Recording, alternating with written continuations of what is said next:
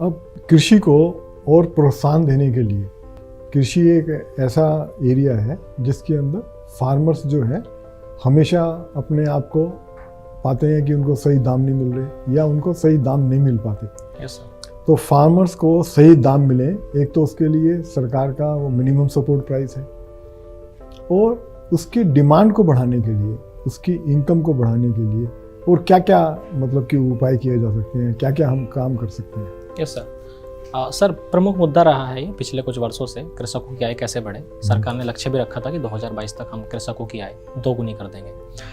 MSP उसका एक घटक है। इसके अलावा सर यदि उपाय की बात करें तो सबसे पहला जो मुझे लगता है वो है सर, एग्रीकल्चर में जो क्रॉप डाइवर्सिटी है उसको बढ़ावा देने की ज़रूरत है। क्योंकि सर जो हरित क्रांति के बाद से मोनोकल्चर प्लांटेशन जो बढ़ा है उसकी वजह से सर सीमित ही उत्पादन हो पाता है, 1-2 फसलों का ही उत्पादन हो पाता है, जिसकी वजह से मार्केट में उनकी पहुंच तो ज़्यादा होती है किंतु उनकी कीमत कम हो जाती है। यदि हम सर जिनकी मांग ज़्यादा है, उदाहरण के लिए सर बागवानी कृषि, फलों पर आधारित कृषि, इसके अलावा एक्सपोर्ट ओरिएंटेड एग्रीकल्चर को बढ़ावा देने की ज़रूरत है।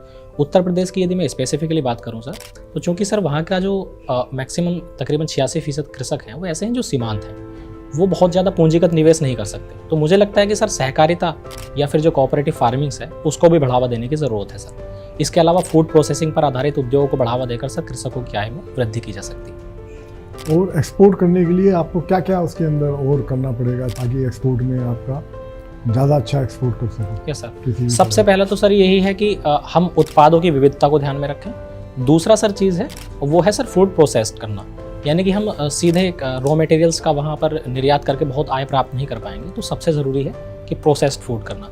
और वहीं पर विकसित देशों की बात अगर करें तो 8 से 10% आती है जो प्रमुख चुनौती है। उत्तर प्रदेश जैसे राज्यों की बात करें तो सर कनेक्टिविटी बहुत बड़ी समस्या रही है। अगर पोर्ट कनेक्टिविटी की बात करें तो चूँकि वो एक लैंडलॉक्ड स्टेट है तो कनेक्टिविटी को सुधारना भी एक महत्वपूर्ण हो सकता है। इसके अलावा सर इनाम जैसी जो गतिविधियां हैं, कृषकों को उतने जितने बाजार हैं उनकी जानकारी होनी चाहिए, और एक प्रकार का राष्ट्रीय मार्केट का निर्माण करने का जो सरकार प्रयास कर रही है उसको बेहतर ढंग से यदि इम्प्लीमेंट करें तो सर मुझे लगता है कि कहीं ना कहीं एक्सपोर्ट बढ़ सकता है सर।